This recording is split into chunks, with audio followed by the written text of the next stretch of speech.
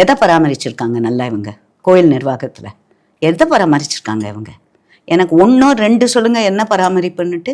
எவ்வளவு பணம் அடிக்கலாம் தானே, கட்டணம் எவ்வளோ கட்டலாம், காலேஜ் எவ்வளோ கட்டலாம், கட்டணம் கட்டினா இவங்களுக்கு அந்த சிவிக் ஒர்க்ஸ் மெயின்டெனன்ஸில் தானே ஃபுல்லாக ஊழல்.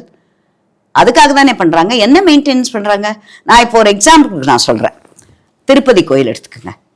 அவங்க தேவஸ்தானம் போர்டு கீழே அங்கேயும் செலுத்தாங்க. ஆனால் அவங்க அதுலேருந்து வர வருமானத்தில் எவ்வளோ பண்ணுறாங்கன்னு நம்ம கண்கூட பார்க்குறோம்.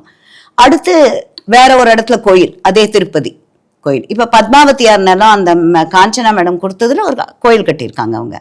இங்கே அறநிலையத்துறை பழனிக்கு இன்னொரு கோயில் கட்டியிருக்கிறோம், பழனி முருகனுக்காகன்னு எங்கேயா கட்டியிருக்காங்களா? அவங்க நிர்வாக திறமைக்கு கட்ட வேண்டாம், அவங்க இருக்கிறத ஒழுங்கா வச்சுக்கிட்டாலே போதும். அதுவே இல்லை. அதுலேருந்து எவ்வளோ கொள்ளை அடிக்கலாம் தான் இருக்காங்க. தங்கத்தை உருக்கலாமா, புது புது ஐடியா வரும். கொள்ளை வைக்க எங்கள் தெய்வங்களின் பணத்தையும் சொத்தையும் கொள்ளையடிப்பதில் அவர்களுக்கு புது புது ஐடியா வரும். டிஸ்கவரி தான் இதெல்லாம். இவங்களுக்கு நோபல் பிரைஸ் இது கொடுக்கலாமோ? நோபல் ஒரு பிரைஸ் இந்த மாதிரி கொள்ளையடிப்பதற்கு என்று வைத்தால் ஒருவேளை இந்த துறைக்கு தான் கொடுக்கணுமோ? இல்ல